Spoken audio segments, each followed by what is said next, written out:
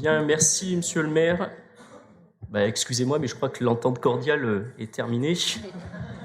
Parce qu'au fond, ce rapport, il confirme ce que nous dénonçons depuis des années au sujet de la gestion de la métropole, de votre gestion, puisque, monsieur le maire, vous en êtes aussi le président, ça ne vous a pas échappé.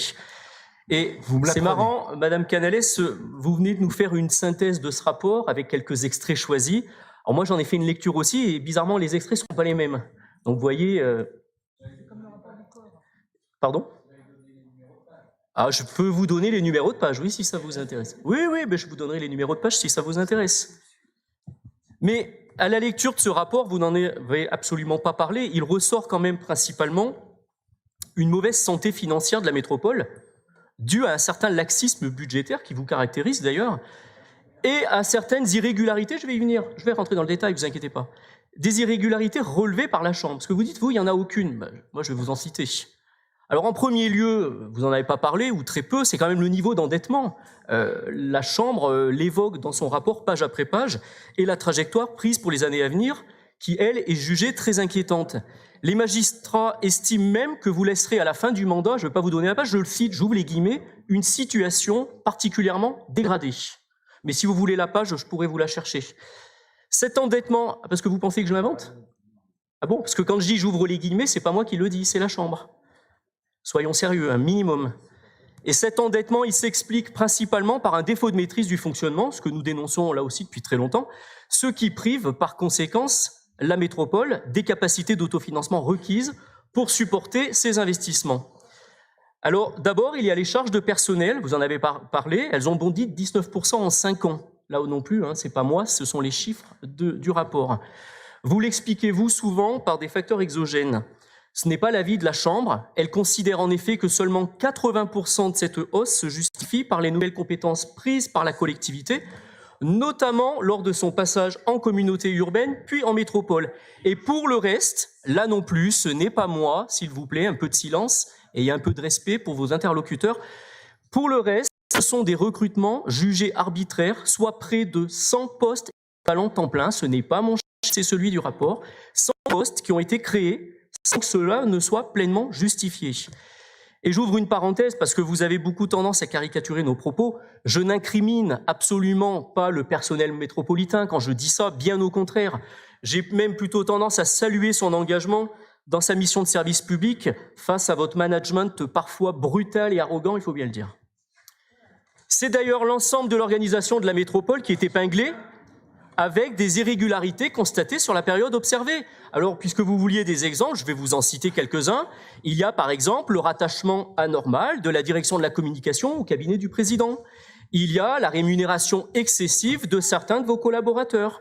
Il y a aussi le recours abusif et injustifié des heures supplémentaires au profit de certains agents.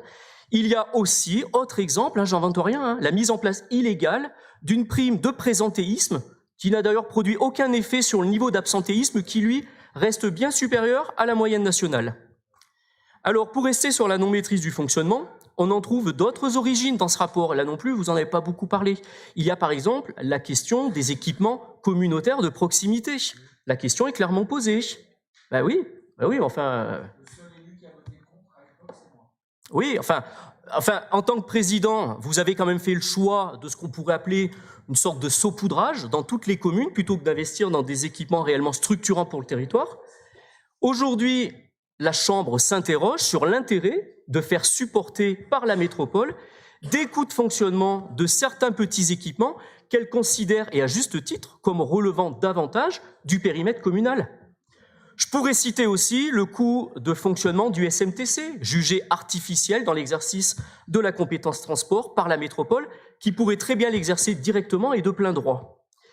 Enfin, la Chambre relève aussi une certaine tendance à la dissimulation. Ce n'est pas mes mots, ce sont ceux du rapport. Et je vais vous donner des exemples que je n'invente pas, qui sont aussi dans ce rapport. Il y a par exemple l'étalement des charges liées au Covid, qui dans les faits n'en sont pas toutes. Ou encore le retard pris dans le transfert des immobilisations vers la métropole. Les magistrats vous interpellent à ce sujet, je cite, « sur un travail de régularisation toujours différé et négligé », ce qui au final dissimule quand même une quote-part de dette de 100 millions d'euros qui se trouve aujourd'hui supportée par le SMTC alors qu'elle devrait l'être par la métropole. Aujourd'hui, la métropole cumule une dette de plus de 400 millions d'euros, sans compter les régularisations qui s'imposent et que je viens d'évoquer, et les lourds investissements à venir qu'il faudra financer moyennant de nouveaux emprunts dans un contexte de hausse des taux d'intérêt. Vous ne pouvez pas nier non plus. Alors si, comme le souligne la Chambre régionale des comptes, et c'est un point sur lequel nous serons d'accord, parce que vous l'avez évoqué, la métropole, effectivement, joue à plein son rôle de premier investisseur public du territoire. Sauf qu'elle ne peut continuer de le faire au prix d'une dette qui s'annonce à terme insoutenable. Vous prétendez faire de l'aménagement du territoire, en réalité, vous ne faites qu'hypothéquer les ressources de la collectivité.